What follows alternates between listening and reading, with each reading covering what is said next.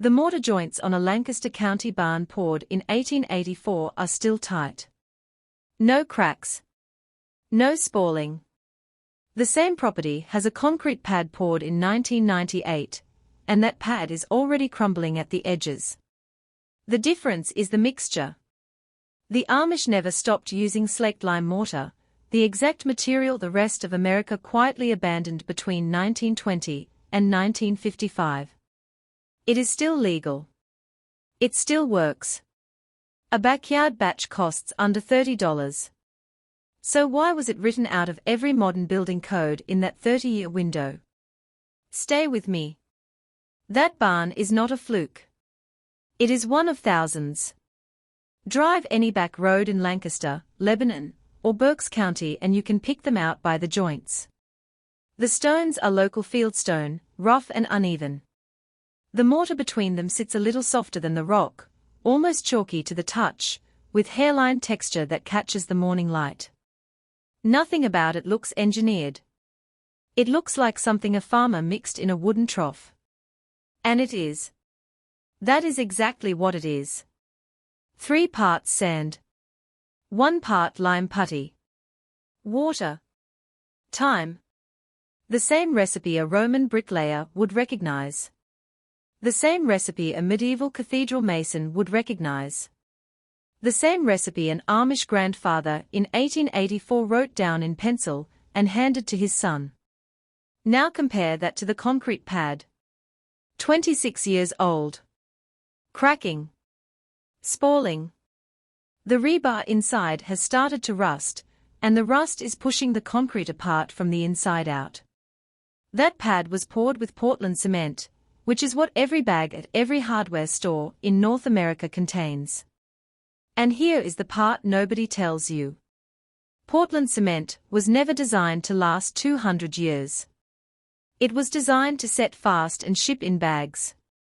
There is a difference between a material that survives and a material that performs on a contractor's schedule, and most homeowners have spent their entire adult lives confusing the two. Think about what that means for your own foundation. Your house, if it was built after about 1950, is almost certainly sitting on Portland-based concrete. The clock on that foundation, under normal conditions, is somewhere between 50 and 100 years. The clock on a properly mixed lime mortar foundation, under the same conditions, is 200 years. Sometimes longer. The Romans poured harbor concrete with lime over 2,000 years ago, and divers are still pulling intact chunks of it out of the Mediterranean. The cathedrals of England were laid with lime mortar in the 1100s. They are still load-bearing. The stone houses of colonial Pennsylvania, Virginia, and Connecticut, the ones with the original mortar still in place, are pushing 300 years and counting. You can walk into a stone farmhouse in Chester County built before the American Revolution, run your finger along an interior joint, and feel mortar that is older than the country itself. The gap between what your grandfather built with and what you can buy today is not an accident. It is the size of an industry. Here is where the story gets personal. A few years back, a small estate sale in Lancaster County turned up a leather-bound notebook tucked inside a wooden tool chest. The chest belonged to a mason who had died in the 1940s. Inside the notebook, in faded pencil, was a handwritten lime mortar recipe. 3 parts clean sand. 1 part lime putty. Slake the lime for 1 full year before use. There were notes on the side about which quarry produced the best limestone, which sand drew the cleanest water, and which season was best for repointing. There was a note about which colors the mortar would take depending on the local sand. There was a note about how to test a batch by rolling a small ball between 2 fingers and feeling for grit. It was not a chemistry document. It was a kitchen table document. The kind of knowledge that gets passed from a father to a son over a workbench, not in a classroom. That notebook is the whole story in miniature. Because this kind of knowledge did not survive in textbooks. It survived in margins. In handwritten ledgers. In the heads of old masons who never thought to publish it because they assumed everyone already knew it. And then one day, almost everyone did not. The chain broke. Not in one moment, but slowly, over 2 generations, while the country was busy paying attention to other things. Now the mechanism. This is the part that should make you stop and think. Lime mortar is alive. That sounds dramatic, but it is literally true in a chemical sense. The recipe starts with limestone. You burn the limestone in a kiln, which drives off carbon dioxide and leaves you with quicklime. You add water, which is called slaking, and you get lime putty. You mix the putty with sand and you trowel it between stones. So far, nothing surprising. But here is what happens next. Over the following years, decades, even centuries, that mortar slowly pulls carbon dioxide back out of the air. The lime in the wall is trying to return to limestone. And it does. Slowly. Steadily. Every year the mortar in your wall is a little more like the rock around it. The wall is healing itself. It is breathing. It is curing for 100 years. Read that again. The wall gets stronger over time. Not weaker. Stronger. There is no other common building material on earth that does this. Wood rots. Steel rusts. Asphalt cracks. Drywall crumbles. Portland concrete fails. Every single thing in a modern house has a curve that bends downward from the day it is installed. Lime mortar is the exception. Lime mortar bends upward for the first century of its life, and then flattens out, and then keeps standing for centuries after that, because by then it has chemically become the rock it was made from. Portland cement does the opposite. Portland sets in a matter of hours through a rigid crystalline reaction. Once it is set, it is done. It does not breathe. It does not flex. It does not heal. What it does is trap moisture. Water gets in through microcracks, freezes in winter, expands, and tears the concrete apart from the inside. Rebar rusts. Joints fail. Spalling begins. Every freeze-thaw cycle is a tiny demolition. And the manufacture of Portland cement is one of the most carbon-intensive industrial processes on the planet. Roughly 8% of all global carbon dioxide emissions come from making the stuff. 8%. From one material. More than aviation. More than shipping. From the bags you stack in your garage. Not stronger. Just harder. Not better. Just faster. The Amish noticed this.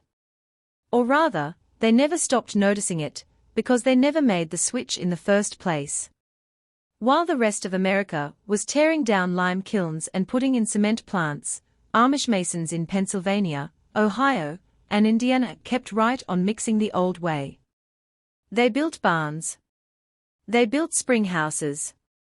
They built foundations and chimneys and root cellar walls. They built them with 3 parts sand and 1 part lime putty, the same way their grandfathers built. And those structures are still standing. You can drive past them today. You can run your hand along the joints. The proof is not in a laboratory. The proof is in the wall. This was not nostalgia. This was not sentiment. The Amish are practical builders, and they kept lime for the same reason their ancestors did, because it works, because it is repairable, because it does not require an industrial supply chain, and because the wall their grandfather laid is still their wall.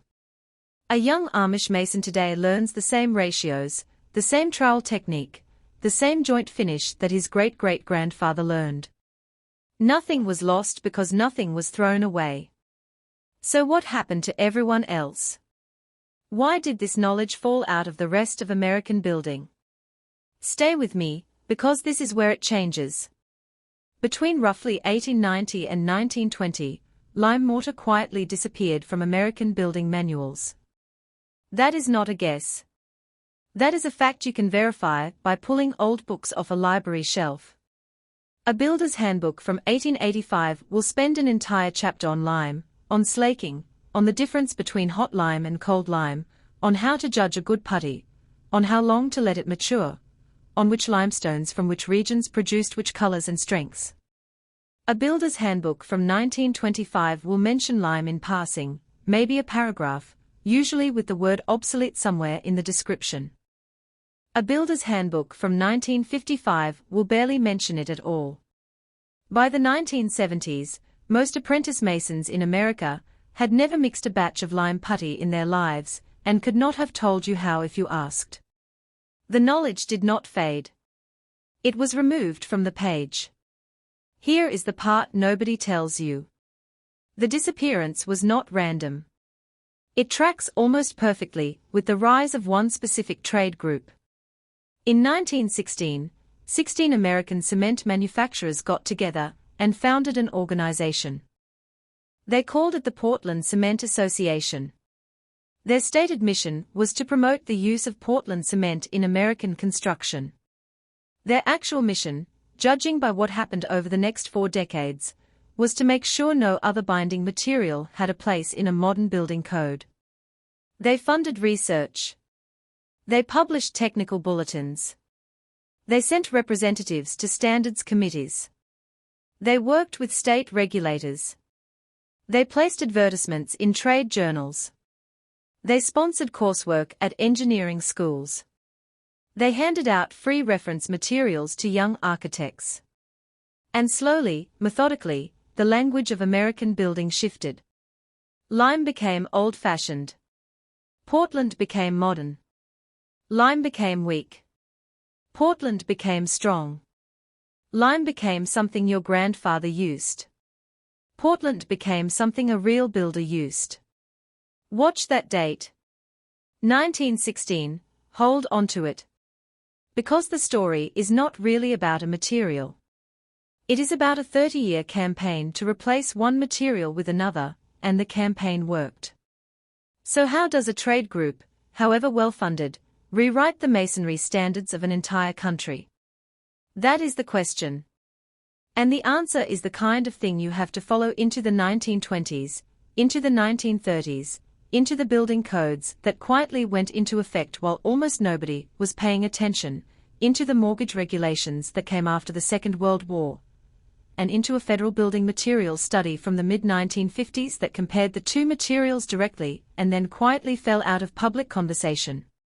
That report exists. It still exists. And what it says is the part of this story that the cement industry would prefer you never read. Start with Aspdin. Joseph Aspdin, an English bricklayer from Leeds. In 1824 he filed a patent for what he called Portland cement, named after the limestone of Portland in Dorset, because he wanted the color and the sound of permanence. The patent was not for a better mortar. The patent was for a faster mortar. Aspdin had figured out how to grind limestone and clay together, burn them at very high temperatures, and grind the result into a powder that set in hours instead of months. That was the whole innovation. Speed.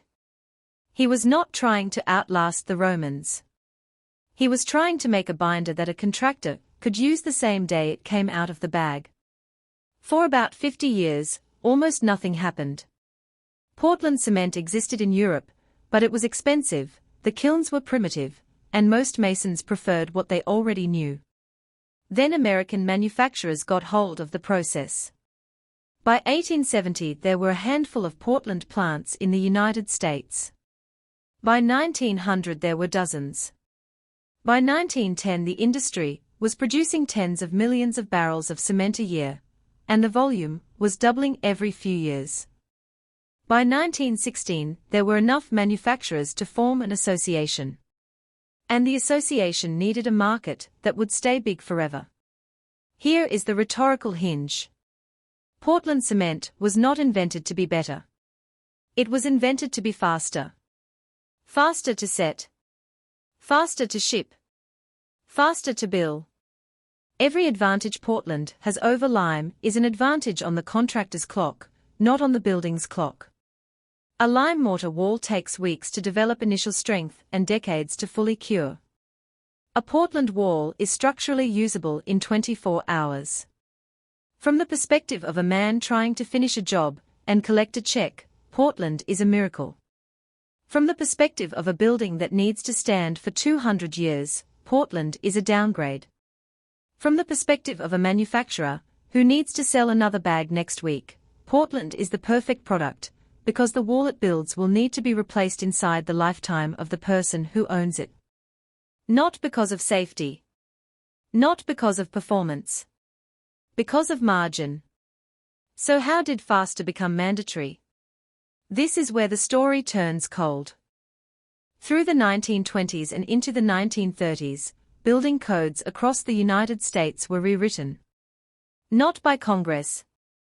Not by any single agency. Building codes in America are mostly written at the state and municipal level, and they are written by committees. Committees of engineers, architects, manufacturers, and trade representatives. And those committees, in the decades after 1916, were heavily populated by people whose careers were tied to Portland cement. Industry-funded research showed up in the footnotes. Industry-trained engineers showed up in the chairs. Industry pamphlets showed up in the reference binders. None of this required a conspiracy. It only required a checkbook and a generation of patience. The result was predictable. New model codes appeared. State after state adopted them. Foundations, structural walls, load-bearing masonry, all of it shifted toward Portland-based specifications. Lime mortar was not banned. It was not declared illegal. It was simply written out of the spec sheets. The approved materials list shortened. The default binder became Portland. And anything not on the approved list became, in practical terms, unbuildable. You could still mix lime in your backyard. You could still use it on your own outbuildings. But you could not get a permit, you could not pass an inspection, and you could not sign off on a commercial job with it. This is the buried mechanism. Not a ban by name. A quiet exclusion by spec. The cleanest kind of suppression, because nobody ever has to defend it. There is no law to overturn. There is just a list that does not include you anymore. No villain has to stand up in public and say a thing. The thing just stops being on the page, and within one generation, nobody under 50 has ever seen it done. And then came the mortgages. After the Second World War, the American mortgage industry exploded. Returning soldiers, federal housing programs, suburban expansion, all of it driven by a flood of new lending. Levittown went up. Tract housing went up. Millions of new American houses got built in less than a decade. And the lenders needed standards. They needed to know what they were financing. So they leaned on the building codes that were already in place. By the late 1940s and into the 1950s, mortgage underwriting standards effectively required Portland-based foundations for loan approval. If you wanted a mortgage from a major American lender, your house had to sit on Portland concrete. If you wanted to ensure that mortgage against default, the property had to meet the same spec. If you wanted to resell the house 10 years later, the appraiser needed it to fit the same approved list. That is the trap. Lime mortar was still legal. Still available. Still better. But you could not finance a house built with it. You could not insure it the same way. You could not sell it through the normal channels. The material was not banned. It was just unbankable. And that is how a method disappears without anyone ever signing a ban. Not forgotten by accident. Buried on purpose. Now here is the proof object. The one teased back in the first half of this story. In the mid-1950s, federal materials testing in the United States compared the long-term performance of lime mortar and Portland cement mortar in masonry applications. The work sat within the broader mid-century scientific examination of traditional building materials, the same body of research that historic preservationists still rely on today. And the conclusion, in the language of the period, was that lime mortar outperformed Portland on durability, on breathability, and on the long-term integrity of historic masonry walls. Lime won. On the numbers that matter for a building that has to last, lime won. That finding should have been front-page news. It should have ended the conversation. Instead, it was filed, catalogued, referenced in preservation literature, and almost completely absent from the mainstream construction trade press for the next 40 years. The Portland Cement Association did not need to suppress it. They did not need to fight it. They did not need to write a single rebuttal. They just needed the building codes to stay the way they already were, and they did. The report existed. The truth existed. The market did not change. Every bag of Portland sold for the next 4 decades was sold inside a regulatory system that had already decided the answer before the question was asked. That is what vindication looks like in a buried knowledge story. Not a court case. Not a recall. Just a document that proved the old way was better, sitting on a shelf while the new way kept getting poured. But here is the secret in plain sight. The people who actually have to make buildings last 200 years already know all of this. Every serious historic restoration project in the United States and Europe uses lime mortar. Mount Vernon, Monticello, Colonial Williamsburg, the cathedrals of England and France, the stone houses of the Cotswolds, the brick streets of Charleston. When the National Park Service publishes preservation guidance for historic masonry, the guidance is explicit. Do not use Portland cement on a lime mortar building. Portland is too hard, too rigid, too impermeable. It traps moisture against the original stone or brick, and over time it destroys the very wall it is supposed to protect. There is a specific failure pattern that preservationists have a name for, where a stone facade that survived 2 centuries of weather starts crumbling within 20 years of being patched with Portland, because the modern mortar will not let the wall breathe. The Park Service has been saying this in print for decades. The preservation trade has been saying it for longer. They never stopped using lime. They just stopped telling you. So what does this mean for you? Stay with me, because this is the part that matters. Lime mortar is still fully available in the United States and the United Kingdom. You can buy lime putty by the bucket. You can buy bagged hydrated lime at most masonry suppliers. You can order natural hydraulic lime, graded NHL 2, NHL 3.5, or NHL 5 depending on how much initial strength you need. The home-scale equipment is the same equipment you would use for any small masonry job. A mixer, a trowel, a hawk, a jointer. Time, patience, a weekend, a quarter acre and a basic setup is enough to start. There are masonry suppliers in nearly every state that will ship lime materials directly to your door. There are restoration masons within driving distance of most rural properties who will teach you the basics in an afternoon. The knowledge is not gone. It has just been quiet. You can repoint a stone foundation. You can lay a garden wall. You can build a spring house. You can patch a chimney. You can rebuild a root cellar. You can restore a barn. You can do every one of these things with a material that, if mixed properly, will outlast you, outlast your children, and outlast the house itself. A lime repointed wall, done correctly, has a service life of over 100 years. A Portland repointed wall on the same stone usually fails within 25, often sooner, and it takes some of the original stone with it when it goes. Every time a homeowner pays a contractor to patch a stone foundation with Portland, they are buying a problem that will come due in their lifetime, and they are paying for the destruction of a wall that was originally built to last forever. Think about that as a household economics problem. Every bag of Portland you buy is a bag with a 50-year clock on it. Every batch of lime mortar you mix is a step toward a property that does not need you to come back and redo the same joint in a generation. One is a monthly tax on dependents. The other is a one-time act of permanence. And if you have ever looked at the cost of repointing a Portland patched stone foundation, you already know which one the contractor would rather sell you. This is not just mortar. It is a worldview about what you own and how long it is supposed to last. The Amish never argued any of this. They never lobbied.